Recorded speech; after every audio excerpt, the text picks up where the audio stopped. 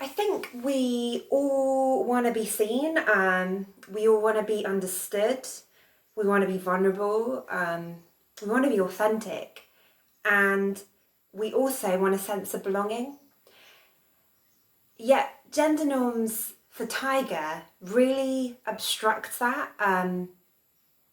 It masks people from a very early age, and it tells people that if we don't fit within these gender norms, that we won't be understood, we won't be seen, and we won't have a sense of belonging. And so, in order to have a sense of belonging, we take on these gender norms. We don't know anything different, to be honest. We're told from a very, very early age, like I said, that we have to behave in certain ways to be accepted.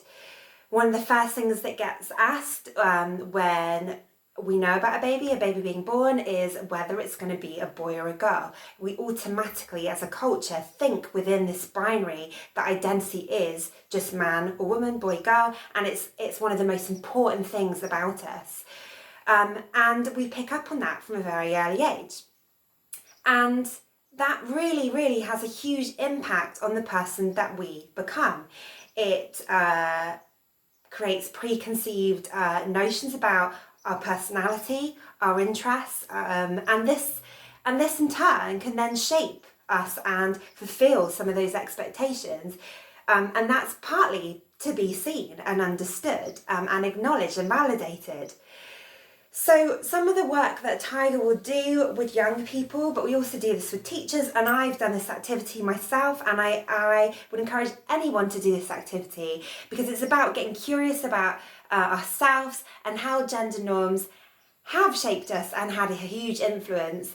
Is you can get a piece of paper and draw a timeline of your life. So you do a line and then 0 to your age right now, and start unpacking it, start getting critical. So, when you were born, what gender were you told that you were? When did you first realise you were that gender? What toys were you exposed to? What was your favourite TV show?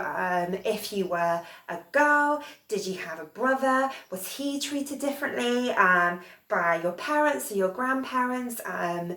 How did your friends affect the kind of person that that you became? What were their gender? Has that had an impact on you?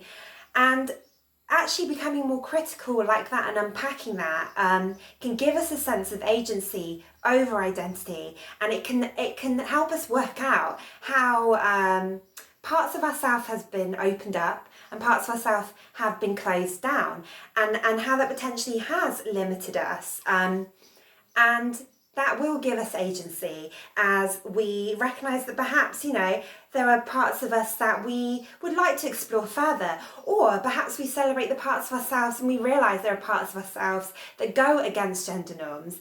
And yet also, if we are some of those gender norms, that's absolutely fine too. But just getting really curious and understanding who we are.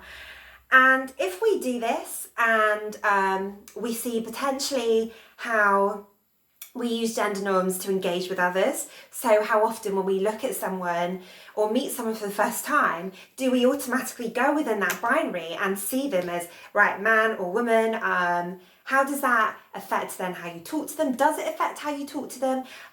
Do you assume certain things about them? And the more critical and reflective we can be about that, the weaker these gender norms become ultimately. Kate Bornstein has written this great book called My Gender Workbook, and I come back to it all the time because it's so rich with information. Kate Bornstein is a gender theorist, and they talk about one of the key, really simple things we can do to overcome gender norms. It's called radical wonder, and we use it when we engage with people.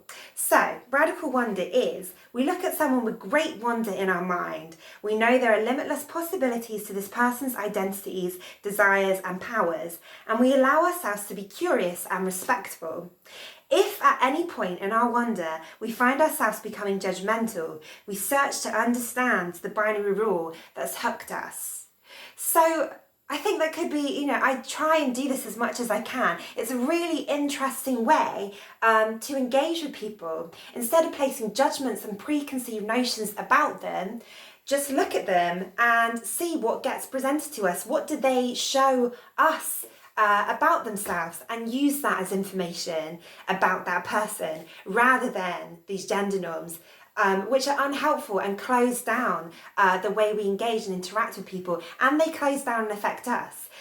So if we can have more radical wonder, then hopefully we can help others do the same, and we can weaken gender norms, and we can all be seen and be more authentic as we break away and move away from these gender norms. So I've said gender norms too much, but ultimately have a think about how can you have more radical wonder.